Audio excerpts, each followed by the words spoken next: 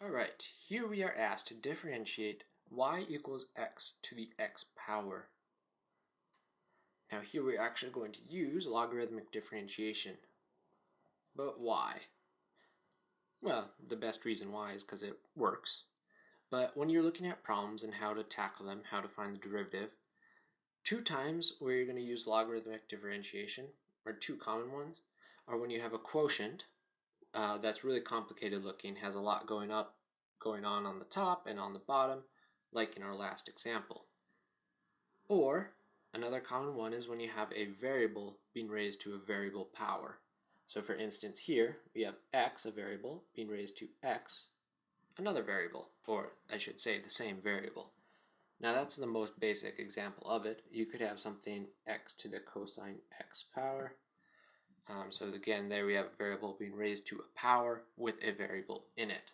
So that is another good instance where you should try out logarithmic differentiation. So let's go ahead here. We'll take the natural log of both sides. Natural log of y equals natural log of x to the x. And here the beauty of our taking the log is we get rid of that power. Using our power property, bring it down. And now we can take the derivative of both sides. On the left side, we have the chain rule / implicit differentiation. So that becomes 1 over y times y prime.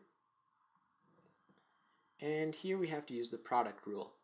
So I'll go derivative of the first function times the second function plus the first function times the derivative of the second. And this cleans up kind of nice. Here we have, of course, y prime over y equals 1 times natural log of x plus x times 1 over x is x over x, which is 1. And once again, we need to solve for y prime.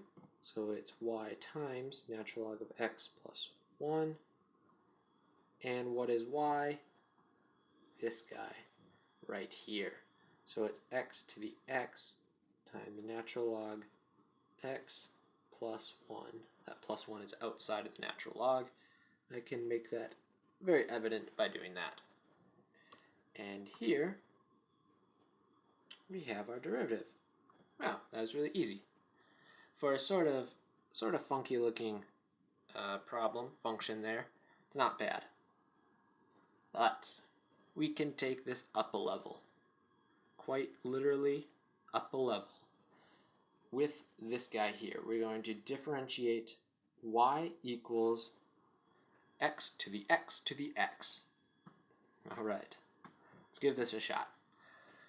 Again, we are going to take the natural log of both sides. Natural log y equals natural log x to the x to the x. Alright, that gives us, well, notice here, we can use our power property. But what's the power? The power is x to the x. It's not just this x right here, that top one. It's both of them. So when we pull out our power, it becomes x to the x times natural log x. But we still have a power going on. So if we take the derivative here, we sort of have a problem. Like, it's not going to be easy. So what can we do? We can take the natural log of both sides again. So here we go. Natural log of the natural log y. Yes, we can do this. We can take the natural log twice, both sides. So I'm taking the natural log of all of this. So you say, all right, let's do the power property. Let's do it. Let's take this x out. No, do not do that yet. But in fact, what we have is a product going on here. So another property of our natural logs, or logs in general, is we can split it up into addition. Now we can use the power property, and we have x times the natural log of x plus the natural log of x all equals the natural log of the natural log of y. And now we're ready to take that derivative. Okay, I'm going to leave the left side for a second, and we'll start on the right side. So first, the derivative, here, why don't I just make a little note here, d dx, we are now taking the derivative of it all. So the derivative of this first guy here, product rule again, in fact it's the exact same one as we just did. So derivative of the first function times the second function plus the first function times the derivative of the second. Voila! So that is this first one. And then it's plus the derivative of the natural log of x right here, 1 over x. And that will clean up a little bit nicely. Natural log of x plus 1 over x. And without combining those fractions, that's the best we can do on the right side. The left side, though,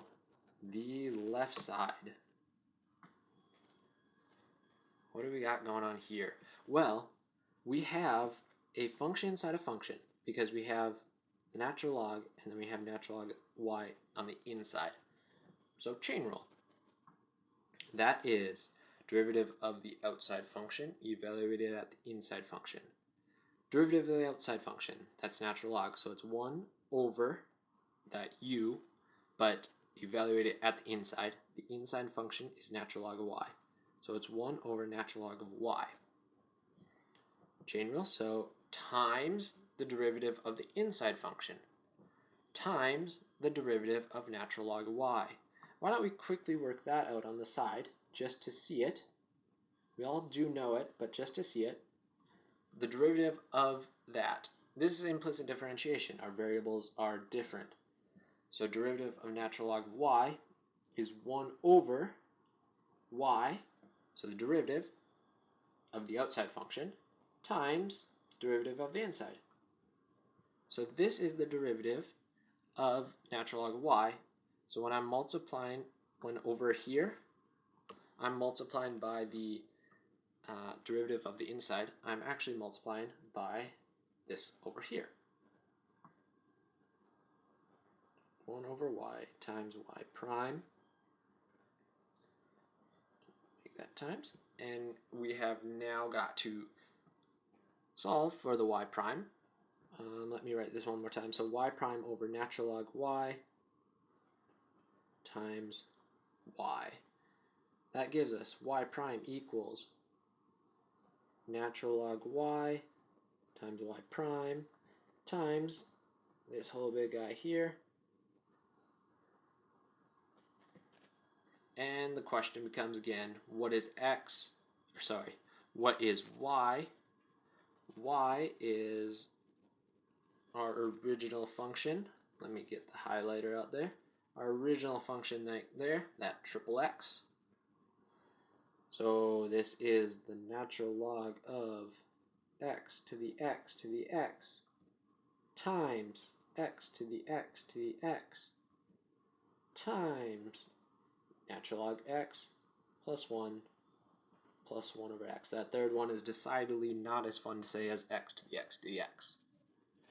But in fact, what we have solved here is the derivative of x to the x to the x.